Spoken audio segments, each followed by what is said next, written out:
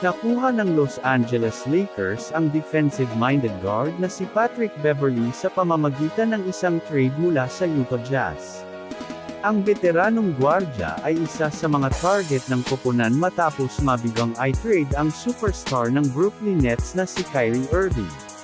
Si Patrick Beverley ay sumali sa Jazz bilang bahagi ng deal na nagpadala kay Rudy Gobert sa Minnesota Timberwolves.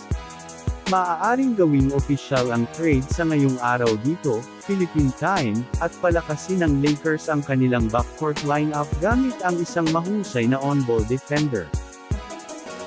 Sa bahagi nito, nakuha ng Utah ang dalawang manlalaro na maaaring magkaroon ng mahalagang papel sa susunod na season o maaaring magamit sa mga trade sa hinaharap. Ang kapalit ni Patrick Beverley ay sina Talen Horton Tucker at si Stanley Johnson.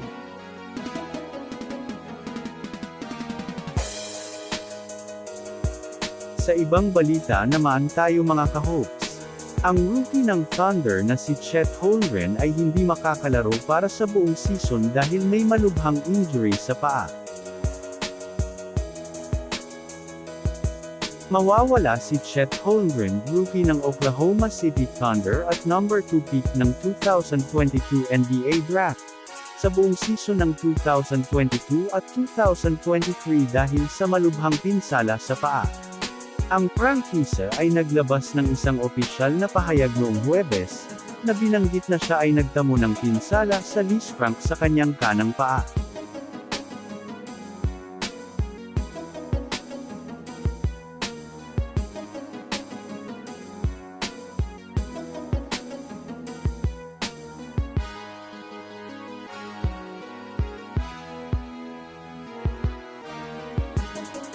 Ang young big man ay sasailalim sa operasyon at babalik sa aksyon sa autumn 2023.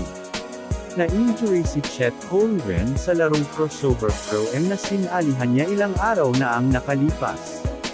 Kahit na ang binata sa una ay tila na-tweak ang kanyang ankle, ang pinsala ay malayong mas malubha kaysa sa una ay napagtanto. Ito ay isang malaking dagok para sa Thunder, na nakita ang young star bilang mahalagang bahagi ng kanilang rotation kasama ang natitirang bahagi ng kanilang batang core.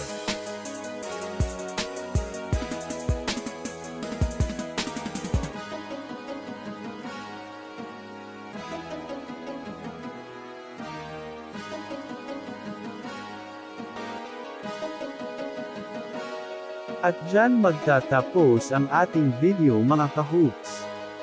Please like, share, subscribe and hit the notification bell for more updates at balita. Salamat po.